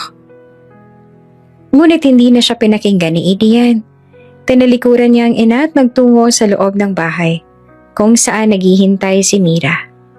Pagpasok niya sa sala, agad siyang sinalubong ni Mira. Adrian, ayos ka lang ba? Parang namumutla ka. Mahigpit na niyakap ni Adrian ang babae. Mira, wala ka nang dapat ikatakot. Hindi ko nahahayaan na muli ka pang saktan ni Mama. Natapos na ang lahat. Napayakap din si Mira. Nakaramdam ng kakaibang ginhawa. Salamat, Adrian. Simula pa lang ng lahat ito. Pinangarap ko lang na marinig ang mga salitang yan mula sa'yo. Habang magkahawak sila ng kamay, pumasok si Leah at may dalang ilang papeles. Adrian, Mira, may dagdag akong ebidensya. Lalong titibay ang laban natin sa korte. Pinagmasdan ni Adrian ang mga dokumento. Habang binabalikan niya ang nakita kanina, mas lalong tumibay ang kaniyang desisyon. Handa na akong lumaban. Handa na akong ipakita sa lahat kung sino talaga si Doña Felisa. Kinaumagahan, nagdaos sila ng maliit na pulong kasama ang abogado. Ipinaliwanag nito ang magiging proseso ng kaso at kung paano nila gagamitin ang mga ebidensya. Habang nakikinig, mas lalong naging determinado si Adrian. Hindi ko na siya titigilan. Bulong niya sa sarili. Masyado nang matagal ang kanyang panlilin lang. Dapat nang matapos. Samantala, si Doña Felisa ay nakaupo naman sa loob ng kanyang silid. Hawak ang salamin. Pinagmamasta niya ang kanyang refleksyon. Isang babaeng dati ikinagalang at hinahangaan, ngunit ngayon unti-unti nang nawawasak. Bakit? Bulong niya. Bakit pati ikaw, Adrian? Tinalikuran mo ako. Ginawa ko naman ang lahat para manatili tayong mataas sa lipunan.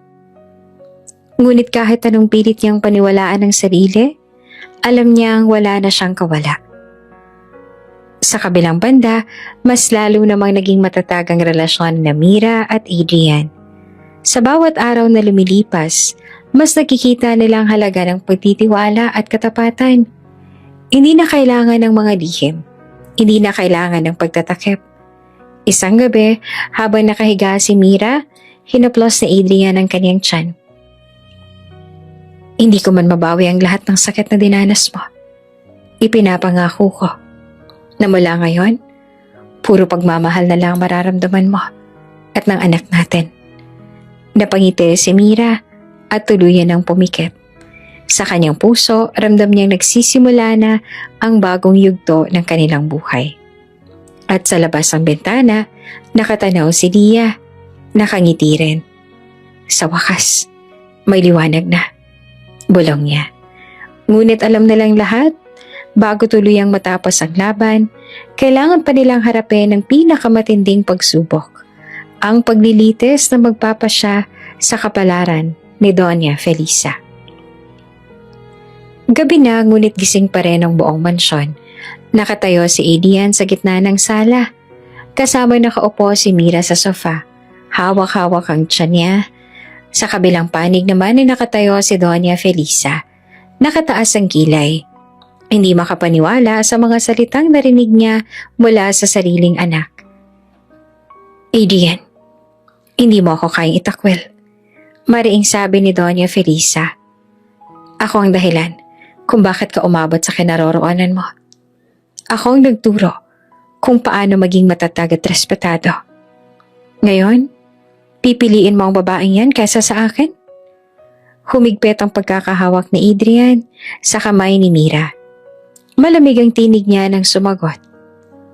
Mama, ilang beses na ako nagbulag-bulagan.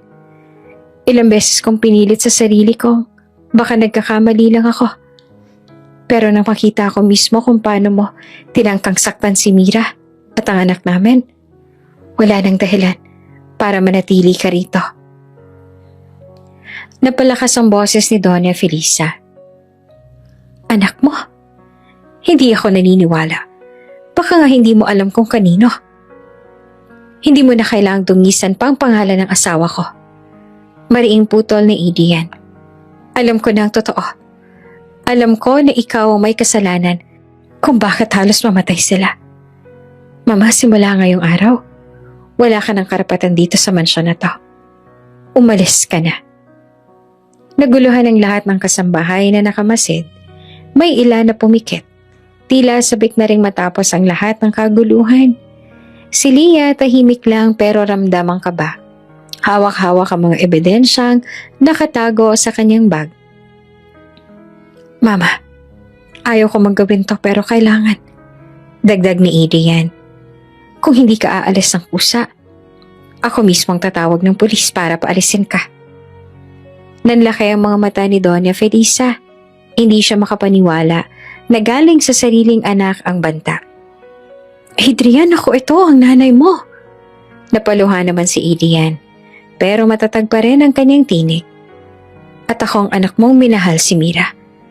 Hindi ko pwedeng ipagpalit ang pamilya ko para sa kapangyarihan o kayamanan.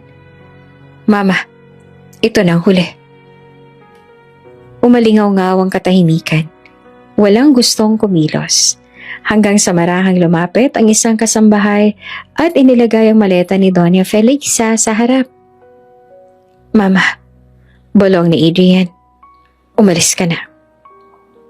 Hawak ang dibdib, huminga ng malalim si Doña Felisa. Sa halip na lumuhod o magmakaawa, itinaas niya ang kanyang baba at ngumiti ng mapait. Sige, pipiliin mo siya kaysa sa akin. Pero tandaan mo, Adrian, darating ang araw na pagsisisihan mo to. Bago siya lumabas ng mansyon, tumingin siya kay Mira. Matalim ang mga mata. At ikaw, babae ka. Huwag mong akalaing panalo ka na. Sisiguraduhin kong mawawala ka sa tabi ng anak ko. Niyakap ni Adrian si Mira agad. Prinotektahan siya mula sa tingin ng ina. Hindi ka na makakabalik, Mama. Ito ang huli nating pagkikita. Paglapit ng kotse sa tarangkahan, sumakay si Doña Felisa at tuluyang umalis. Kasabay nito ay ang mahabang buntong hininga ng lahat sa loob ng mansyon. Mas naging payapa ang bahay. Unti-unti, nagkaroon ng ngiti si Mira. Kahit bakas pa rin ang takot at pagod, lagi siyang tinutulungan ni Leah at sinisigurado ni Adrian na busog at ligtas siya. Ngunit sa kabilang dako ng lungsod, si Doña Felisa naman ay nakaupo sa isang mamahaling restaurant.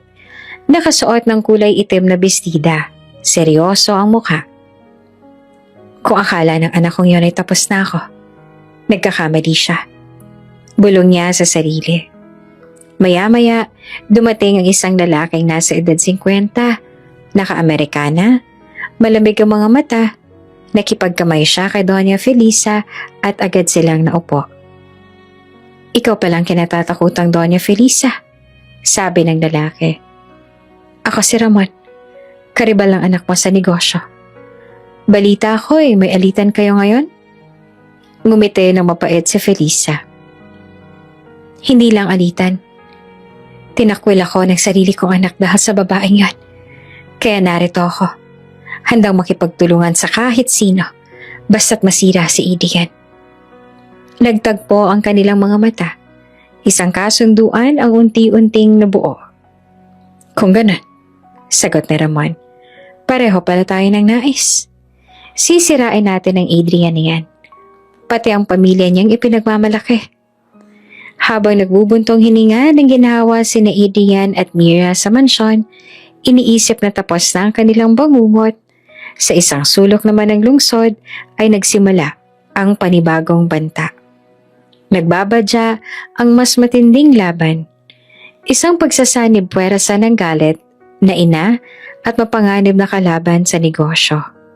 At sa kalagitnaan ng lahat, hindi alam ni Adrian at Mira na mas mabigat na unos ang paparating. Tahimik ang buong sala ng mansyon. Naroon sina Adrian, Mira at biglang dumating naman si Doña Felisa. Umupo sa malaking silya. Mataas ang ulo pero halatang nanginginig ang mga kamay. Wala kayong ebidensya. Madiin niyang sabi. Lahat ng paratang na yan, kasinungalingan lamang. Ako pa rin ang nasaktan dito. Biglang bumukas ang pinto. Pumasok ang isang matandang doktor. Nakaputing coat at may dalang makapal na folder. Medyo kuba na siya sa edad pero matalim pa rin ang mata. Ang lahat ay napatingin. Dr. Ramirez? Gulat si Adrian. Akala ko'y retire na kayo. Ngumiti ang matanda. Tama ka, Adrian.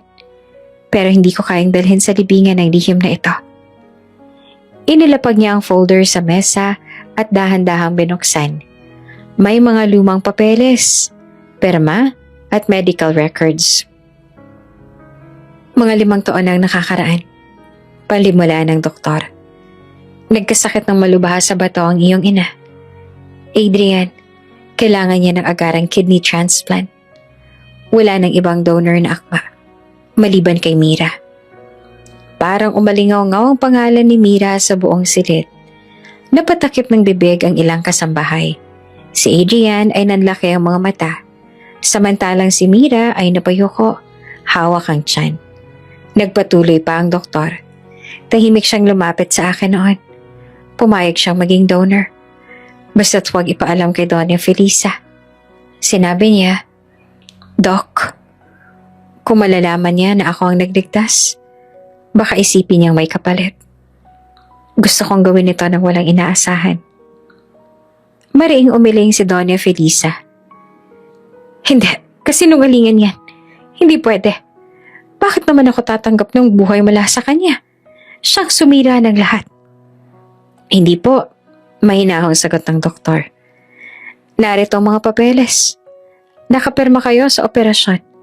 Pero hindi ninyo alam kung sino ang donor dahil tinagaw ni Mira.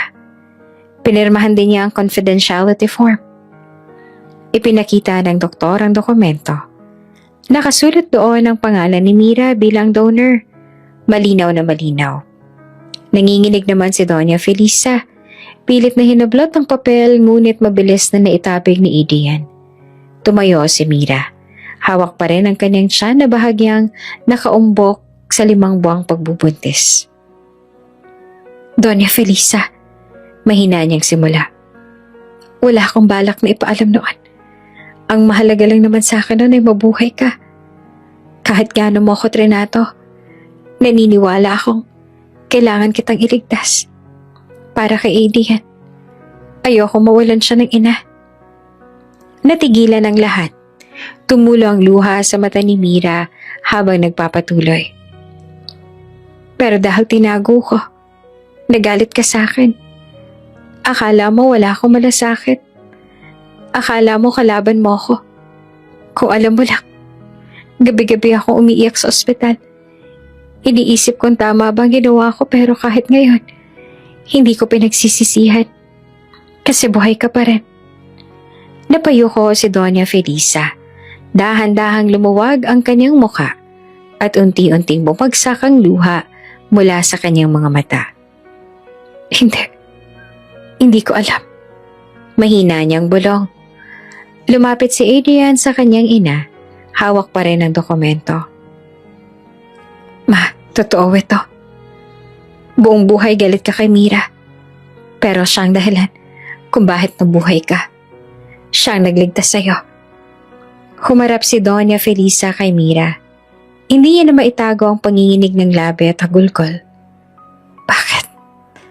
Bakit hindi mo sinabi? Ngumiti naman ang mapait si Mira.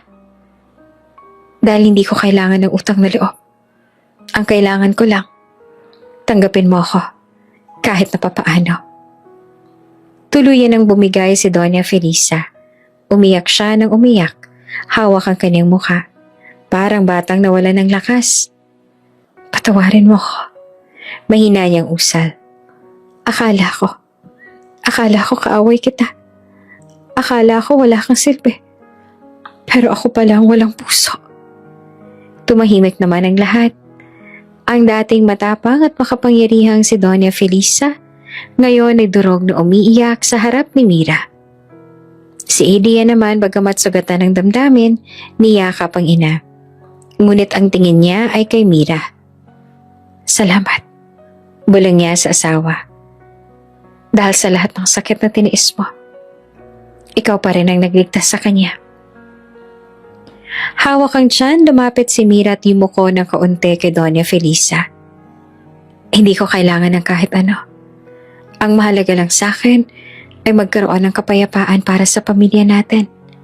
Sana'y makita mo na hindi kita kailanman naging kaaway. Tumingala si Doña Felisa, luhaan at doon siya tuluyang bumigay. Ang unang beses sa mahabang panahon, nakita siya ng lahat na hindi bilang Doña, kundi bilang isang ina na nagkamali at nasaktan. At sa gabing yon, nagsimula ang unti-unting pagbabaligtad ng katotohanan. Tahimik pa rin ang buong sala matapos isiwalat ng doktor ang katotohanan tungkol sa ginawang sakripisyo ni Mira. Halos marinig ang pagpatak ng bawat segundo sa lumang orasan sa dingding. Nakayuko si Doña Felisa, luhaan at tila hindi makapaniwala na ang taong ilang taon niyang tinuring na kaaway pala ang dahilan kung bakit siya nabubuhay ngayon. Lumapit si Adrian sa kanyang ina at marahang hinawakan ng balikat na ito. Ma, mahina niyang sabi. Oras na para aminin mo sa sarili mo ang totoo. Hindi ka nilabanan ni Mira. Kahit minsan. Ang lahat ng ginawa niya, para sa iyo yon at para sa akin. Dahan-dahan tumingin si Doña Felisa kay Mira. Nakatayo ito, payat pa rin at may halatang pagod sa mukha. Ngunit naginingning ang mga mata.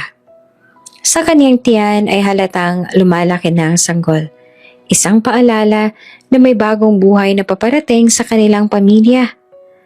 Bumangon si Doña Felisa mula sa pagkakaupo. Mabagal ang kanyang mga hakbang patungo kay Mira. Lahat ay napatingin. Naghihintay kung anong mangyayari. Si Mira naman, kinakabahan, ngunit nananatiling nakatayo. Pinipilit maging matatag. Pagdating sa harapan niya, huminto si Doña Felisa. Saglit siyang nag-atubili. Hawak-hawak ang panyo at nanginginig ang mga kamay. Mira, mahina niyang sabit. Patawarin mo ako. Napatulala si Mira. Parang hindi niya agad narinig ang mga salita. Nagpatuloy si Doña Felisa. Ngayon lumuluha na ng tuluyan. Matagal kitang minamaliit. Iniisip kong wala kang silbi. Na hindi ka karapat-dapat para sa anak ko. Sinaktan kita. Nilapastangan ang pangalan mo. At pinahirapan kita ng sobra. Pero kahit ng ganon, ikaw palang nagligtas sa buhay ko. Ikaw ang nagbigay ng bahagi ng sarili mo para sa buhay ko. Hindi na nakatiis si Mira. Bumagsak ang luha niya at napaiyak. Sa unang pagkakataon, lumapit si Doña Felisa at niyakap si Mira ng mahigpit. Walang pakialam kahit may mga nakatingin, kahit nahihiya siya sa kanyang anak. Patawarin mo ko, Mira. Ulit ni Doña Felisa habang humahagulgol. Mali ako. Ikaw ang karapat-dapat para kay Adrian. At karapat-dapat ka na mahalin at tanggapin bilang bahagi ng pamilya. Nanginginig ang mga kamay ni Mira habang yumakap pabalik. Matagal ko nang hinihintay ang araw na to. At kahit anong sakit ang pinagdaanan ko, handa akong kalimutan lahat. Doña Felisa, ang mahalaga, tatanggapin mo kami ng anak ko. At ang apo mong darating. Nagpalakpakan naman ng ilan sa mga kasambahay na nakasaksi. Si Adrian nakatayo malapit sa hindi mapigilang mapangiti. Lumapit siya at niyakap ang dalawang pinakamahahalagang babae sa kanyang buhay. Ilang araw lang matapos ang eksenang iyon, naging magaan ang loob ni Mira. Hindi na siya kinakabahan tuwing nasa mansyon siya. Dama niya ang unti-unting pagtanggap ni Doña Felisa. Minsan nahuli pa siya ng kasambahay na nakangiti mag-isa habang naglalakad sa hardin. Ang dating malamig na mansyon, ngayon ay parang may init at sigla na dala na ng kapatawaran at pagtanggap. Si Adrian naman sobrang pasasalamat. Madalas niyang titigan si Mira habang natutulog. Hinahaplos ang tiyan nito at bulong ng bulong. Salamat, mahal. Dahil sa'yo, buo na ulit ang pamilya ko. Isang gabi habang nakaupo sila sa veranda, bigla siyang nagsalita. Hindi ko akalaing darating ang araw na makakasundo mo si Mama. Ang totoo, yun lang talagang matagal ko nang hinihiling. Ngayon, parang kumpleto na tayo. Ngumiti si Mira, nakasandal sa balikit niya. Kahit ako, hindi ko rin akalaing mangyayari. Pero siguro, darating talagang tamang oras para sa lahat. At ang oras na to, atin na. Hindi naging instant ang lahat, pero ramdam ang pagbabago. Si Doña Felisa, bagamat paminsan-minsan ay lumalabas pa rin ang pagiging istrikta, ay nagsisimula na magpakita ng malasakit. Bawal ka mapagod, Mira. Utos niya minsan habang naglalakad sila sa hardin. Buntis ka, dapat inaalagaan ka. Napangiti si Mira. Salamat po, Donya. Hindi na, Donya. Mabilis sa sagot ng matanda. Mama na lang, mas bagay. Tumulo ang luha ni Mira. Sa simpleng pagbabagong iyon, hindi na siya ibang tao sa pamilya, kundi isa ng tunay na anak. Isang gabi nag-organisa si Adrian ng simpleng hapunan sa mansyon. Kompleto ang lahat. Si Doña Felisa, si Mira, pati na rin si Lisa na laging karamay ni Mira. Sa gitna ng tawanan at kwentuhan, para bang wala ng bakas ng dating gulo at alitan. Habang kumakain, biglang tumingin si Doña Felisa kay Mira at dahan-dahang hinawakan ang kanyang kamay. Simula ngayon, hindi ka na mag-iisa. Kasama mo ako. Kasama mo kami. Huwag mong isipin na mag-isa ka. Sa laban. Muli na namang bumagsak ang luha ni Mira. Ngunit ngayon ay luha na ng kaligayahan. Sa wakas, natagpuan niya na ang pamilya at ang pagtanggap na matagal niyang hinangad.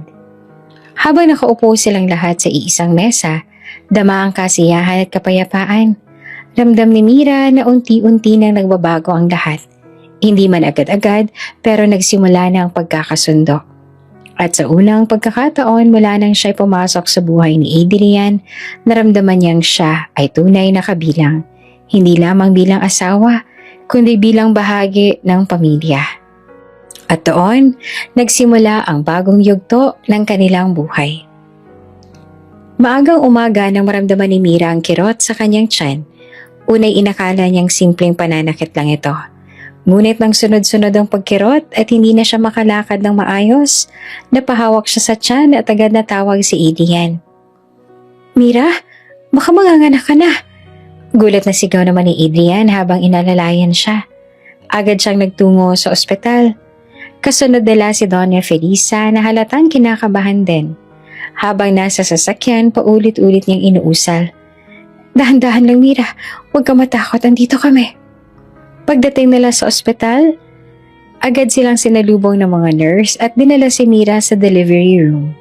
Naiwan sina Adrian at Doña Felisa sa labas. Parehong halatang ninenervyos. Naglalakad-lakad si Adrian sa pasilyo. Hawak-hawak ang buhok at tila hindi alam ang gagawin. Grabe ma, hindi ko alam kung kakayanin ko to. Natatakot ako para kay Mira. Hinawakan siya ni Doña Felisa sa balikat. Anak, kalma lang. Matatagang asawa mo. Huwag mong kalimutan, ilang beses na siyang lumaban para sa'yo. Ngayon, para naman sa anak ninyo. Napalunok si Adrian at napaupo. Sana maging maayos ang lahat. Sa kabila ng kaba, dama nilang pareho ang tensyon at pananabik. Lumipas ang ilang oras, bawat segundo'y parang taon.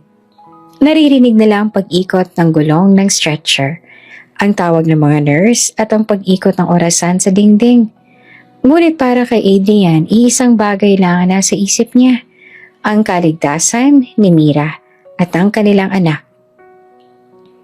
Ma, paano kung hindi niya natapos ang salita?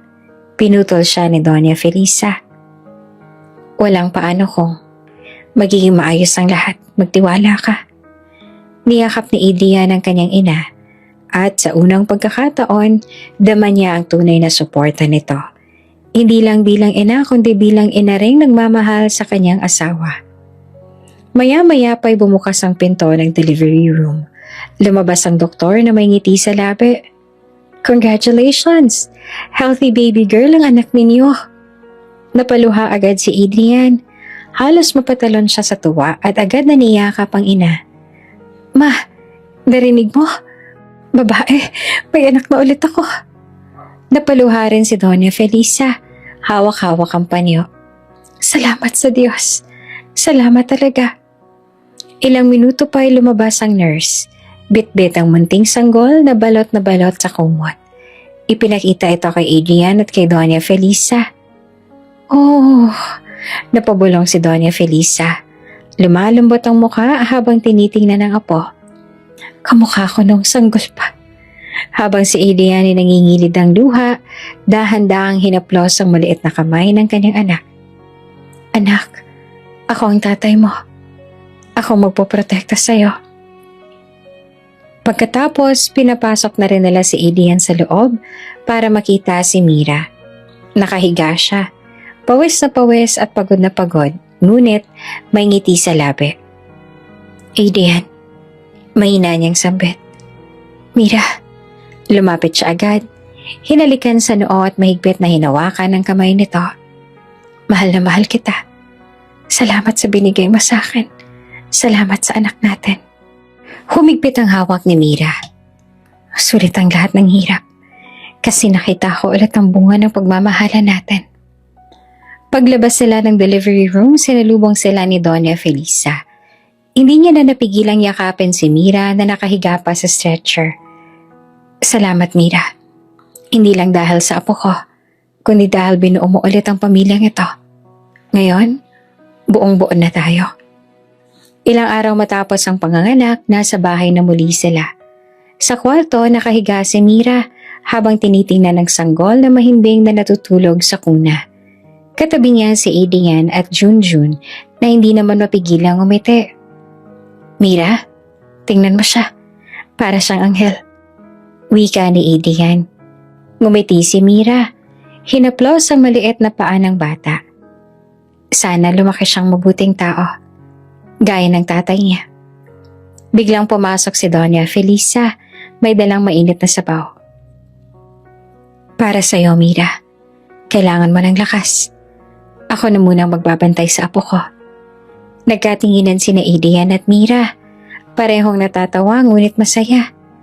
Ang dating malamig at mahigpit na Doña Felisa, ngayon ay tila ibang-iba na. Kinabukasan, nagtipon ang pamilya sa hardin. Habang nakaupo si Mira sa upuan at karga ang sanggol, katabi niya si Adrian at Junjun at kaharap nila si Doña Felisa, dama nilang lahat ang kakaibang kapayapaan. Mula ngayon, sabi ni Doña Felisa, gusto kong ituring mo akong tunay na ina, Mira. At itong mga apo ko, silang magsisilbing bagong simula para sa ating lahat. Napangiti naman si Mira, luhaan pero masaya. Salamat, Mama. Niyakap silang tatlo. Sa ilalim ng sikat ng araw para bang may bagong liwanag na bumalot sa kanilang pamilya. Habang naglalaro naman si Adrian sa hardin kasama si Junjun, pinagmamasdan sila ni Mira. Habang buhat ang sanggol mula sa bintana, sa tabi niya ay si Doña Felisa. Parehong nakangiti. Ngayon, sabi ni Mira sa sarili, wala na akong hihilingin pa. Buo na ang pamilya ko. At doon nagtapos ang kanilang kwento.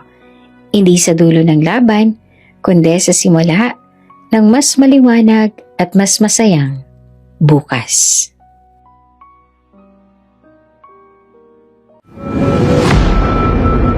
Kung bago ka pa lang sa channel na ito, Ate Jane TV, huwag kalimutang pindutin ang notification bell and subscribe button. Sana po hindi naman malaking abala sa inyo ang pagpindot ng subscribe button dahil ang kapalit po nito ay ang pagsuporta para makapag-produce ng mga libreng stories sa mga channels ni Ate Jane. Maraming salamat!